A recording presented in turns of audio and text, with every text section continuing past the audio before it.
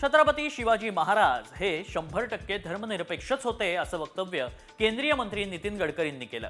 शिवाजी महाराजांनी अनेक लढाया जिंकल्या, मात्र कधीही मशिदीवर हल्ला केला नाही असंही गडकरींनी आपल्या भाषणात नमूद केलं।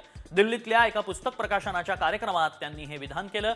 पुराण काळात हनुमान आणि आधुनिक काळात छत्रपती शिवाजी महाराज हे संघाचे आदर्श असल्याचं कालच्या नागपूरच्या भाषणात नमूद केलं होतं।